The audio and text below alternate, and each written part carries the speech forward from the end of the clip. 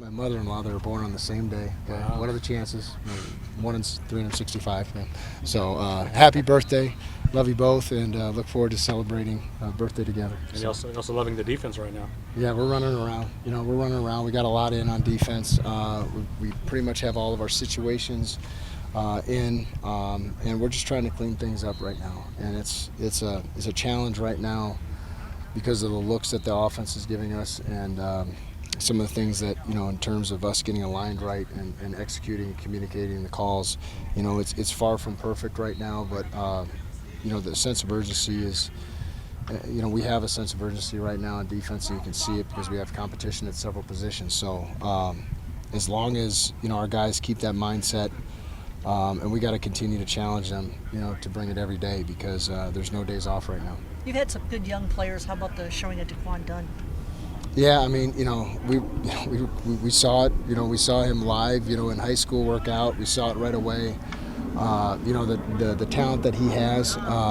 He's the same guy. I mean, all of this is, it's 50 first dates right now. So a lot of these looks are, and a lot of these defenses are brand new. So knowing what to do, how to do it, and why we're doing it, it's still new to him. But he's learning. He picks up things really fast, and when you have a lot of ability, that makes up for a lot of mistakes too. So he's a guy that's continuing to develop, and we're gonna need him to help us this year. How assignments would you say that guys have been relative to average in a camp? That's a great question. I think this is different because we're ahead than we are in most camps, but we only added 2 guys from the spring. So, our 3 and into our 4 deep, these guys have been hearing the same thing for the last 9 months. So it's a little different. Whereas before you'd have 15 newcomers, along with some 10 more walk-ons. You'd have 25 newcomers just on defense alone. Right now we got 2 newcomers that weren't here in January. So you can see that, the teaching progression, not having to start back at square one in fall camp like you've had to do in years past for some of the guys deeper in your depth chart. It's helped us be able to really hone in on situations and why we do what we do. Does that lead to more comfortability? Obviously, I know I have 1s and 2s, but just kind of mixing and matching guys, seeing when they come in and out, just because you said their familiarity with the defense and what they want to do? Yeah, I mean, that's the thing is you'll see, some of our 3s, working with the 1s, and some of our, our 2s are with the 4s, and so we're working guys in different groups, and we're really trying to mix and match and put pressure on everybody, to learn our defense. And that's what we have. We feel like we have layers to our defense right now, guys that are experienced, guys that are still getting experience, and guys with no experience, and we're just trying to get those guys up to speed. So if we need them at some point, and you well know in the last 4 years since we've been here, we've had guys that haven't even played or run down on a kickoff, starting a game for us. So those guys got to be ready. Brian Kenny was just talking about how this is the biggest D-line room you guys have had since being here. What's impressed you about that group so far? Well, what's good is selflessness of the group. I mean, they understand, what we're trying to do. You had CJ Fight. I think he's averaged something like 34 snaps a game over the last 2 years, and he's gotten postseason honors the last 2 years. You don't need to play 55, 60 snaps a game, and it really ties into our philosophy of, we want to be a team, if you look at our defense, that we are sound. We play really hard. We tackle well, and we get after the football. And in order to tackle well and get after the football, you got to play hard. And in order to play hard, you got to be fresh, and you got to be in shape. And so our D-line, we like to rotate those guys in because pursuit is just what we do. And we like to say it's what we do, it's how we live, and that's, effort's the number one thing. If you turn on the tape, you're going to see a team that plays really hard. The defense did really well in the red zone and the scrimmage. Is that something you guys have kind of worked on and honed in on? Yeah, if I'm not mistaken, I think we finished end of the regular season last year, top 10 in the country in red zone defense, and that's something we make an emphasis of. It's situational, so we try to, it was able to really come together last year in terms of really making our red zone defense work, and we hope we can continue to build upon that. You really feel like with the talent level of this defense are able maybe to open the playbook more than you probably expected, I guess, 9 months ago when you were turning only 2 starters? Yeah, everything is mental. So, opening up the playbook is really relative to what we feel like. How can we do the same things by either looking different or maybe tweaking something. So, we don't want to take away from our fundamentals and, again, playing hard and having great leverage on the football and great cup and understanding how to do your 111th. And, so we are going to tweak things, but, we don't really stray from what we do on defense.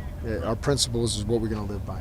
Brian, what's the best part about working with Kenny? The best part, hands down, and this is one, just his authenticity. Like, he is truly authentic.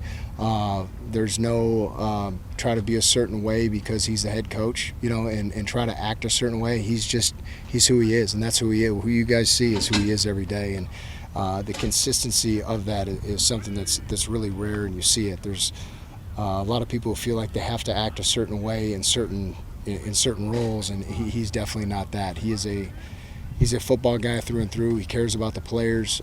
He values his staff, and I could add that he really is. You work with him.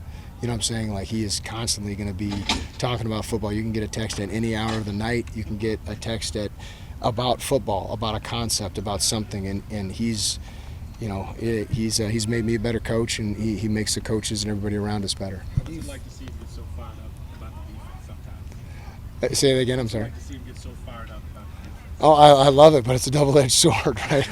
You know what I mean? So, yeah, it's fired up, but at the same time, he's trying to motivate him. He doesn't want guys to take a step backwards, and again, like every good coach, you're going to say it with a measure of caution, saying, listen, learn how to take compliments as the same way that you learn how to take criticism. And you got to be able to take both and be able to handle both and consistently move forward from it. So, and those are our best players. Like, they listen to criticism, they listen to compliments, and they listen to people when they're on the wagon train, and and how you listen to people when they're off. So, just being consistent on defense, I think that's what he wants, and that's what we're striving for. How do you feel about your safety nickel group and Lyric Rawls especially? Like, what does he bring to the fold?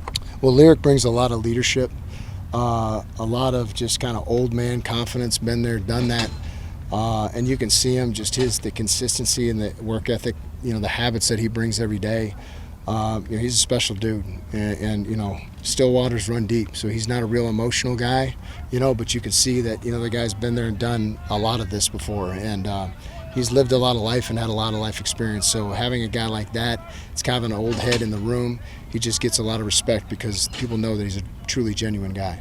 And that group overall, the safeties and nickels. And yeah, you got a group full of really talented dudes that can play multiple positions, and Coach Gibby is doing a great job just molding those guys and teaching them, hey, listen, we're going to play the best 3 or 4 guys in the back end every single game. And you better know the concepts back there, and he's teaching those guys every one of those concepts so we can be able to plug guys in, and hopefully be a little more multiple in our personnel groups because of our depth in the safety room. Thanks, Brian. Really appreciate it.